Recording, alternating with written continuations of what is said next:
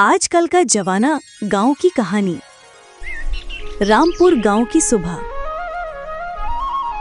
गांव मदरा नाम सुनते ही आंखों के सामने हरे भरे खेत और गांव में बच्चे खेलते मिलते और गलियों में टहलते गाय भैंस भी दिखाई देती हैं।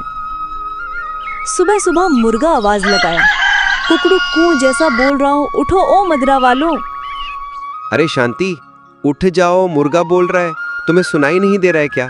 देखो कितनी बाहर सुबह हो गई है। आजकल की औरतें भी आलसी हो गई हैं, इनको उठाओ ना तो उठे भी ना। भगवान इन सब का कुछ करो, वरना हमारा देश बहुत पीछे चला जाएगा। रामू अंदर ही अंदर बड़बड़ा रहा था। तभी शांति उठ जाती हैं। अरे हाँ जी, उठ गई हूँ, बहुत सुबह हो गई है, आप मुझे पहले क्यों नहीं उठाया? मैं इतनी देर से तुम्हें आवाज लगा रहा हूँ, तुम अभी उठ रही हो और ऊपर से बोल रहे हो तुम मुझे पहले क्यों नहीं उठाए। हे भगवान, इन लोगों को अब कौन समझाए। चलो जाओ, काम करो अब। हल्की धुंध, खेतों से आती मिट्टी की सौंधी खुशबू और कुएं से पानी भरती औरतें कुछ बात कर रही थी। अरे बहन, आजकल का जमाना कितना खराब हो गया है, कहीं जाओ तो सब लोग हमेशा शक ही करते रहते हैं। हाँ बहन, तुम सही कह रही हो, आजकल तो कहीं जाना भी डर लगता है। ठीक है बहन, चलती हूँ, अभी घर पर खाना भी बनाना है, बच्चे स्कूल जाएंगे और मेरे पतिदेव काम पर जाएंगे। हाँ हाँ चलो बहन, चलाते हैं। सभी औरतें वहां से चली जाती हैं। लेकिन मदरा का ये सौंदर्य देखने के साथ साथ अगर गांव के चौराहे पर खड़े हो जाओ तो आपको एक और नजारा मिलेगा। बुजुर्ग चौपाल पर बैठे हुए और बगल में खड़े मोबाइल घूरते युवा। अरे रामू, वो देख रहे हो आजकल के लड़के, दिन चढ़ गया अभी तक खेत में नहीं गए, मोबाइल पर अंगूठा घिस रहे हैं, और जो एक इंस्टाग्राम चल गया है, इन्हीं में ये लोग बर्बाद हो रही हैं। सब लोग हंस पड़े, लेकिन बुजुर्गों के दिल में ये चिंता थी कि रामू, तभी आजकल का जमाना पहले जैसा मेहनती और जिम्मेदार क्यों नहीं रहा। देख लो, यही कारण है। हाँ काका, अब इन लोगों को ज्यादा से ज्यादा क्या करें। ज्यादा बोल तो कहेंगे मैं खाना नहीं खाऊंगा, घर छोड़कर चला जाऊंगा। अब आप ही बताइए, इसमें कोई क्या करे। चौपाल पर बैठे लाला राम स्वरूप बोले, हमारे जमाने में बेटा एक एक दाना उगाने के लिए पसीना बहाना पड़ता था। बैल जोतना, खेत में पानी देना और फिर कटाई सब खुद करना पड़ता था। अब तो नई नई मशीनें आ गई हैं। तभी सामने से आ रहा पिंटू, 20 साल का, बाल में जेल और स्टाइल में और हाथ में महंगा स्मार्टफोन, हंसते हुए बोला, अरे लाला जी, अब जमाना बदल गया है, अब तो ट्रैक्टर है, हार्वेस्टर है और पानी के लिए ट्यूबवेल। मेहनत क्यों करें जब मशीन है। हरिया काका की भौहें तन गईं। अरे ना समझ, मशीन खेत जोत सकती है, लेकिन मेहनत और जिम्मेदारी मशीन नहीं दे सकती। एक दिन सबको समझ आएगा।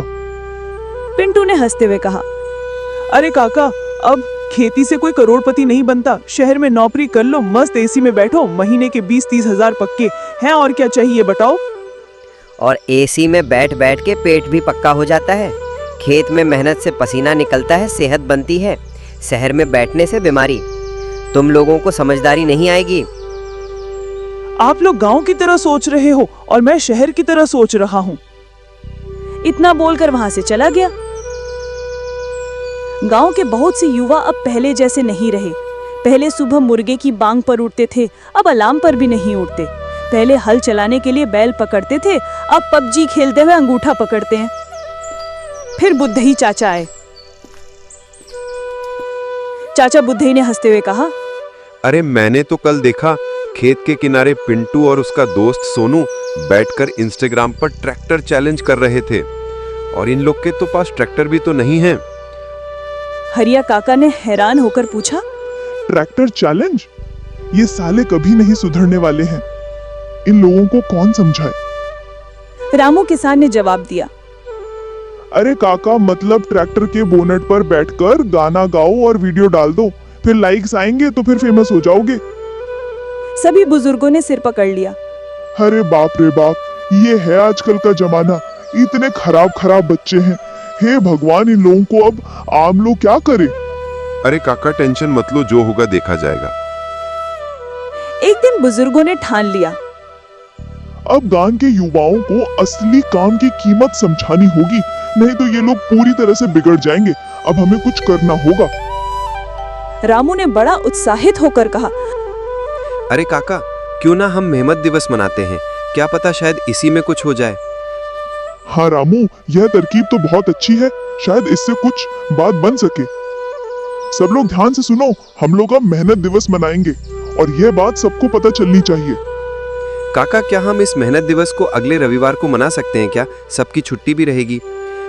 हाँ, तुम बिल्कुल सही कह रहे हो, यही हमारे लिए सबसे अच्छा समय होगा। योजना बनी कि अगले रविवार को मेहनत दिवस मनाया जाएगा। अगले दिन मीटिंग बैठी, सबको बुलाकर कहा जाएगा, जिसने सबसे अच्छा खेत जोता, सबसे साफ पानी का नाला बनाया और सबसे जल्दी लकड़ी काट कर लाई, उसको इनाम मिलेगा और तू और वो गांव का सबसे मेहनती इंसान माना जाएगा। उन लोगों ने इनाम भी ऐसा रखा था ताकि कोई मना न कर पाए। इनाम रहेगा नया मोबाइल फोन। उस सभा में गोलू भी आया था, वो सभी को बताने जाने लगा। जैसे ही ये खबर फैली, गांव के युवा चौकन्ने हो गए। पिंटू बोला, हाँ यार, ये तो सचमुच बहुत अच्छा मौका है फोन जीतने का, मैं भी भाग लूंगा। हाँ यार, ये तो सचमुच बहुत अच्छा मौका है फोन जीतने का, मैं भी भाग लूंगा। रविवार की सुबह चौपाल पर सब इकट्ठा हुए। हरियाली के बीच खेतों में हल, कुदाल और पानी के मटके रखे थे। हरिया काका ने आवाज लगाई, चलो बेटा, शुरू करो, जिसको जिसको भाग लेना है और जिनको जिनको पुरस्कार भी जीतना है। शुरुआत में तो पिंटू, सोनू और बाकी लड़के जोश में आ गए। चलो सब लोग काम करते हैं। लेकिन आधे घंटे में ही हालत खराब, पसीना, कमर दर्द और सांस फूल गई।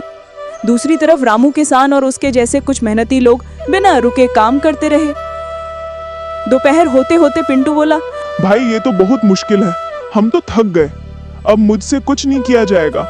हाँ यार, तू सही कह रहा है, मेरे को भी बहुत थकान महसूस हो रही है, मैं भी अब नहीं कर पाऊंगा। हरिया काका ने मुस्कुराकर कहा, और बेटा, हम रोज यही करते हैं, इसी से तुम्हारा खाना बनता है, भूल गए क्या? दिन के अंत में मोबाइल इनाम तो जीत गया रामू किसान, लेकिन असली जीत बुजुर्गों की हुई, क्योंकि कई जवानों को एहसास हो गया कि मेहनत का असली मतलब क्या है। पिंटू बोला, काका अब समझ आया, खेत में काम करना सिर्फ मजबूरी नहीं, जिम्मेदारी है। इस जिम्मेदारी से हमारा पेट भी भरता है। रामू किसान ने हंसते हुए कहा, बिल्कुल बेटा, आजकल का जमाना अगर पुरानी मेहनत और नई तकनीक को मिला दे तो गांव स्वर्ग बन सकता है, लेकिन यह सब कोई करना नहीं चाहता। अरे काका, अब हम लोग करेंगे, आप लोग टेंशन मत लीजिए। सारे गांव ने तालियां बजाईं और उस दिन से कुछ जवानों ने खेत में जाना शुरू कर दिया और बाकी ने कम से कम बुजुर्गों की इज्जत करना सीख लिया।